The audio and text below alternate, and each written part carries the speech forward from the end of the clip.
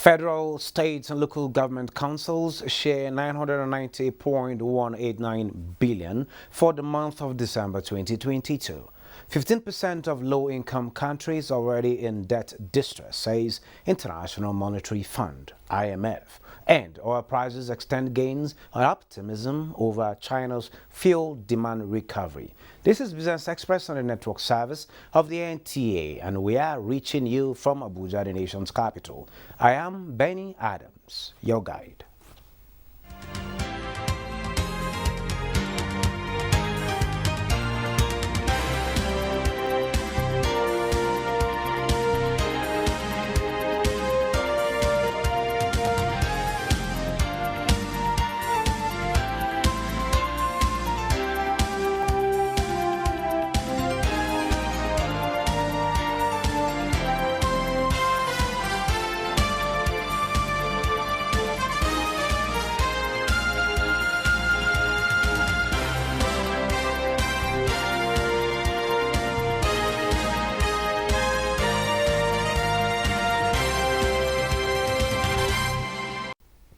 Good to have you join us at this time, and it's that time we talk business. I will start by telling you that the Federation Account Allocation Committee, FAC, at its meeting shared a total sum of 990.189 billion naira to three tiers of government as Federation allocation for the month of December 2022.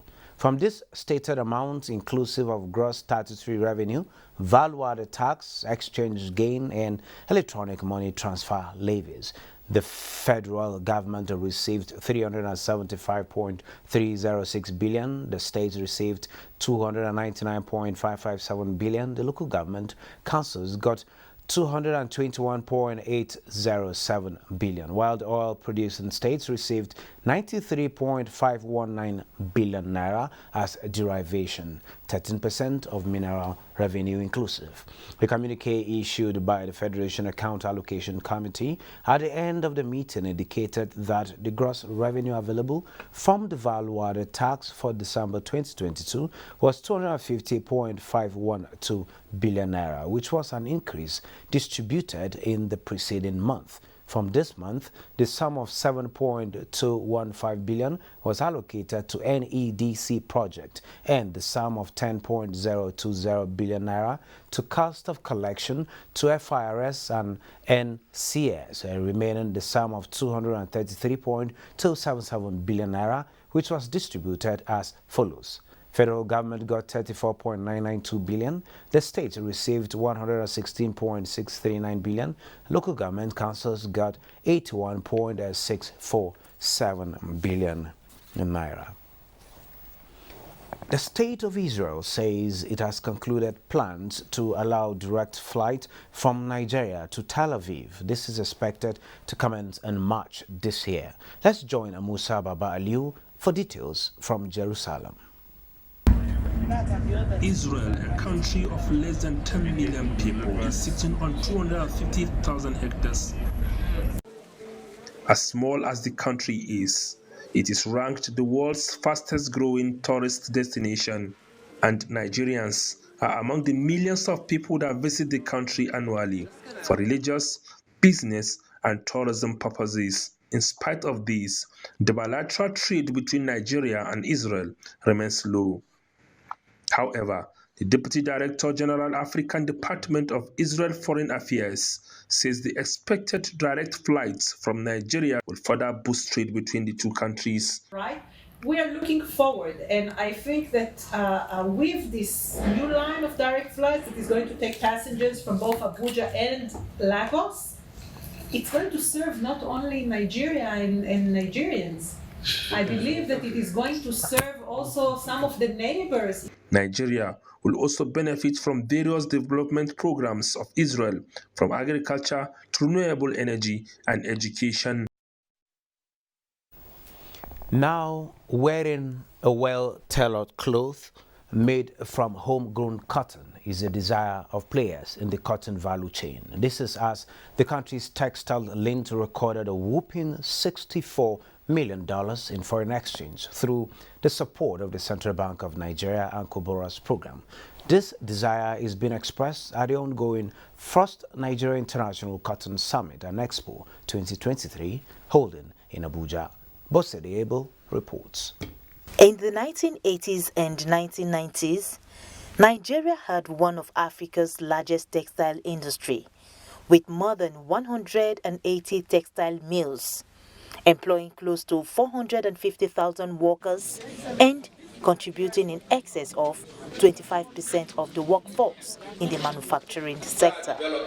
This is not the case today, but efforts like the contribution of the Central Bank of Nigeria's Anchor Borrowers program, in addition to synergy, is seen as the magic wand towards winning ways.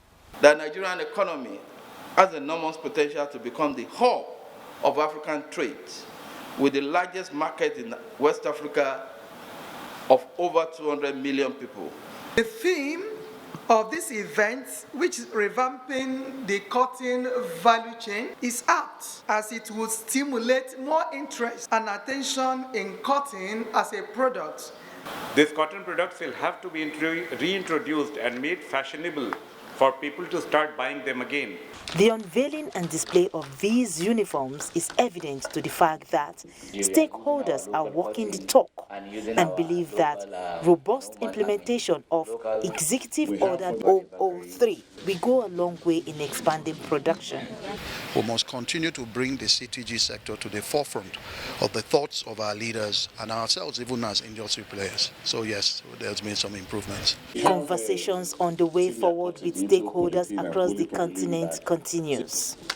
In Abuja, Bosede Abel. Nigeria's headline inflation rate has dropped marginally to 21.34% in December 2022 from 21.74% recorded in November 2022. Data from the National Bureau of Statistics shows a decline of 0.13% when compared to November 2022 inflation rate. However, on a year-on-year basis, the headline inflation rate was 5.72 percentage points higher compared to the rate recorded in December 2021, which was 15.63%. Well, our discussion will center on latest inflation figures, and joining me is an economic analyst, Dr. David Aheruvo. Doctor, you're welcome to Thank you very Business much. Express. Thank you for Doctor, I was reading that figure. I saw you shaking my head. Yes, because you're talking about some discussion we're having. Yes. Okay, now we're on air live. Great. Doctor, Yes, did you expect decline on month-to-month though? And what are the factors responsible? And does it show a pathway, more like a glimmer that all is not bad? I won't agree with you Why? totally, because if you look at the headline as stated just now, from November, is comparing November 2021 to December 2022. You have a span of about 5 points.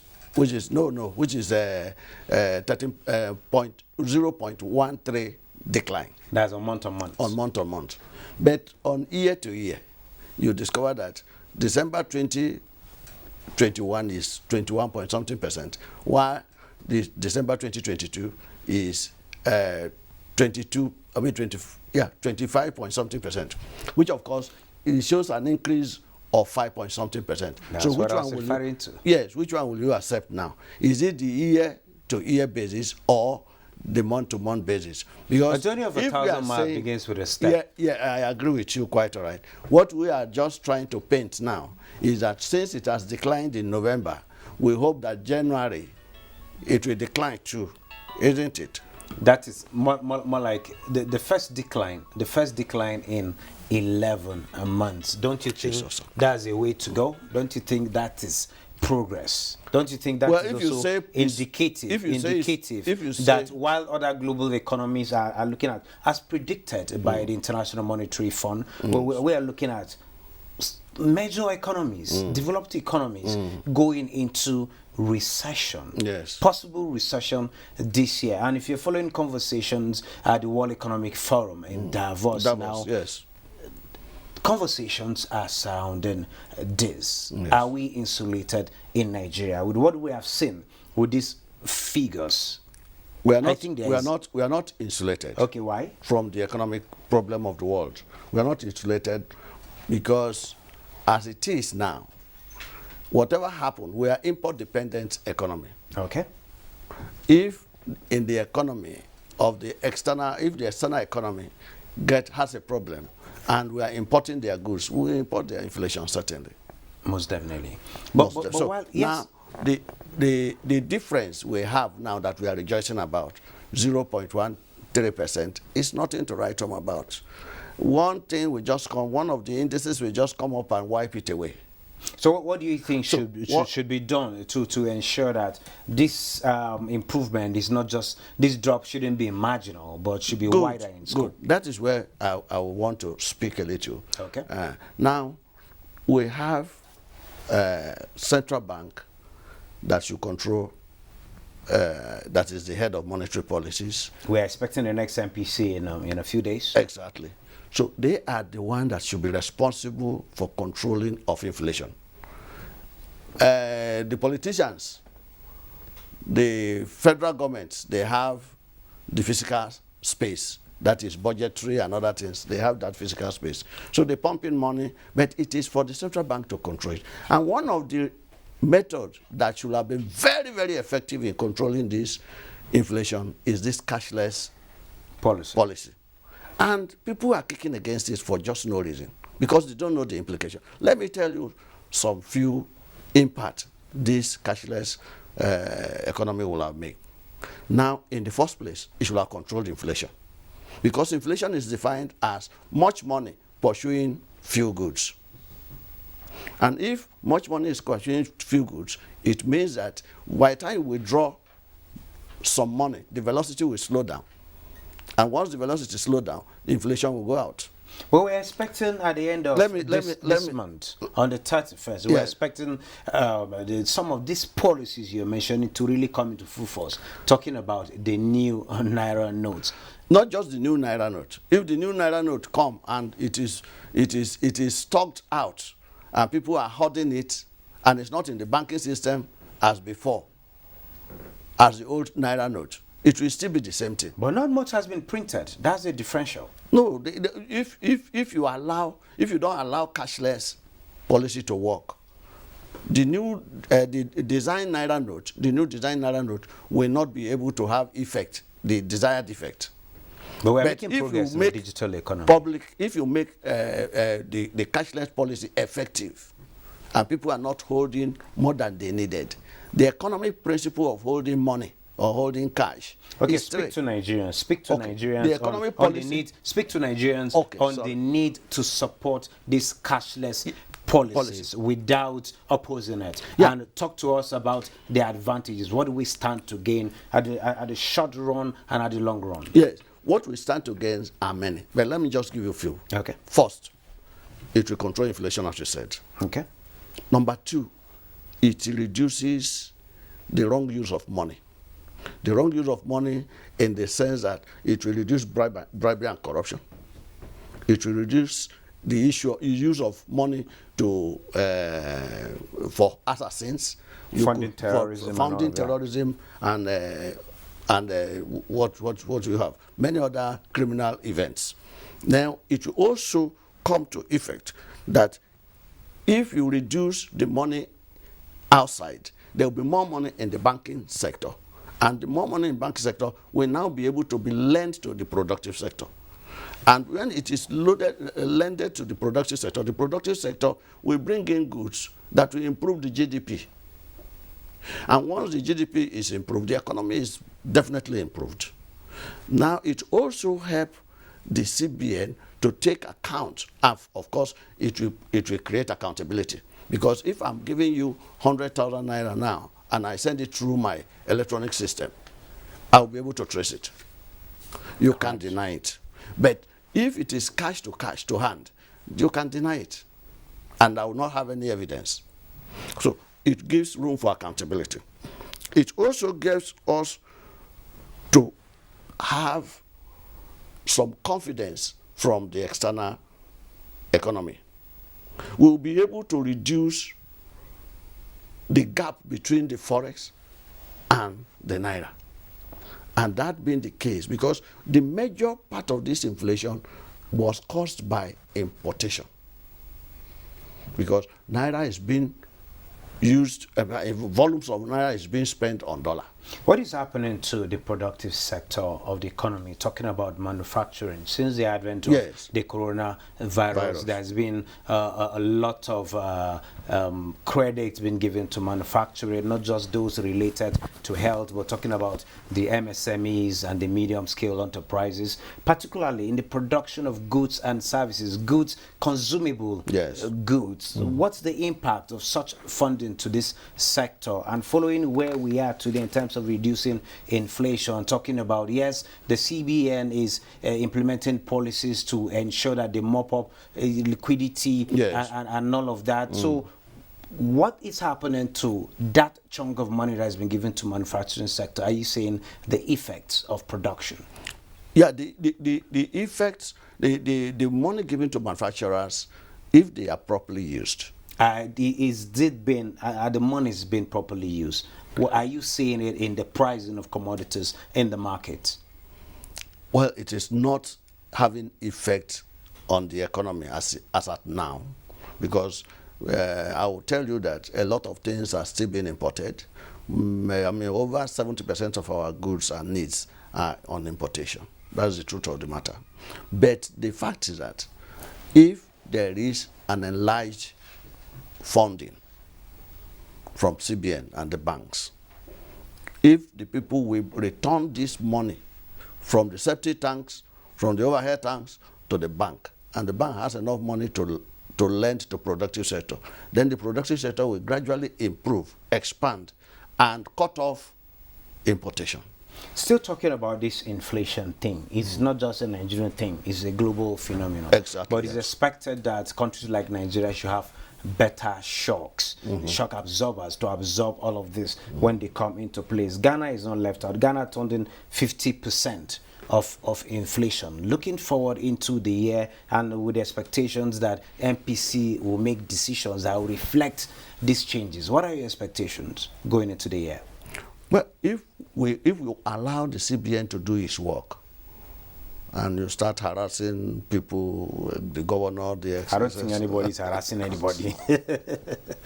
you allow the man to do his work, and if you allow him to do his work, he has already set a pace. He has set up a standard which, of course, match the international standard. And this standard, if it is implemented adequately, it will bring down the inflation that we are talking about now. It will improve the productivity. Then it can cut down importation and bring us to a good level that will have enough shock against the pending economic doom. Well, we have a budget to be implemented. Sure, yeah. There is a deficit. Yes, oil production has improved. Yes. The 2022 finance bill has also given room for more taxes. Yes. For government to get more revenues. If all this money is coming, what part of the economy do you think should be funded the most? You fund the productive sector. That's what we are saying. Now, agriculture is not agriculture until it is agribusiness. I get it. Now, if it becomes enlarged and becomes an agribusiness, and all the bandits are wiped out of the forest, and agriculture take the proper stage, and of course improve and become a raw material for finished goods. You cannot be producing cocoa and be buying chocolate. It is an abomination. It's an aberration. You cannot be also producing crude oil and be importing refined products. It's Thank an you so aberration. very much, Dr. Heruvo. for your contributions at this point in time. This is a discussion that is continuous. We'll get to have time to talk this I much told more you that your time is usually very short. Thank you so very much, Doctor. Good Thank to you, have sir. you join us again. We'll get to invite you over and over. Thank you very much. I Well, appreciate let's it. now see global commodities market. What's the outlook like? Hello and welcome to the Global Market Review.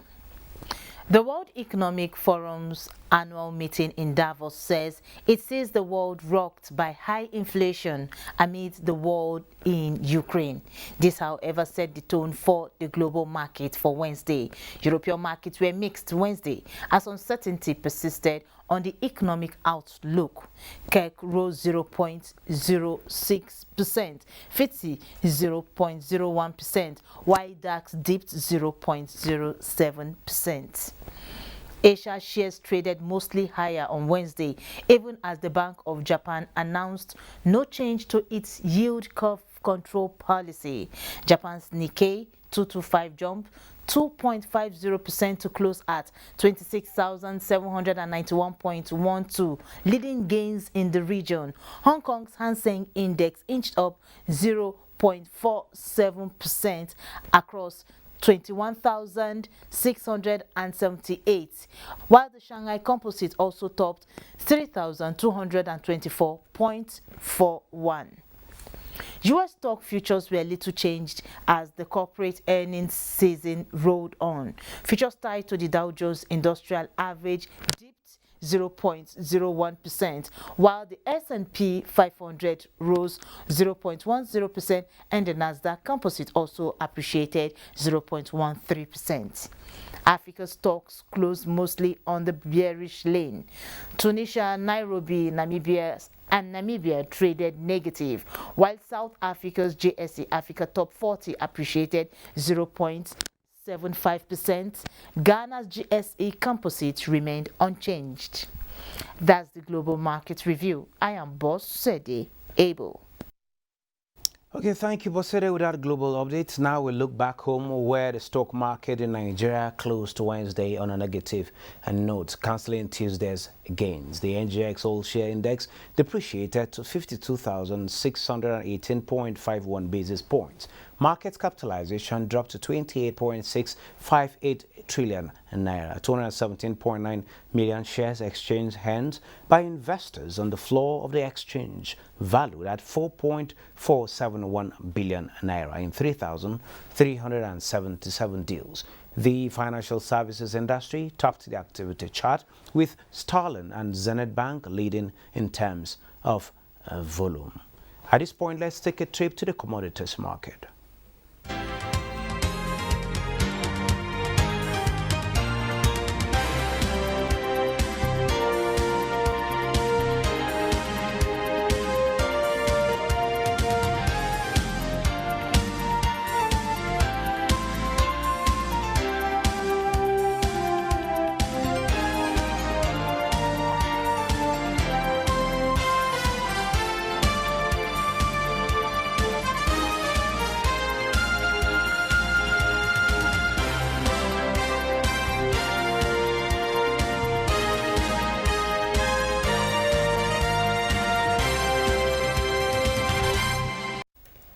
And Naira recorded no visible movement against the United States dollars at investors and exports window on Tuesday, a day after it appreciated slightly. Let's now see how much the Naira is exchanging at the CBN official rate.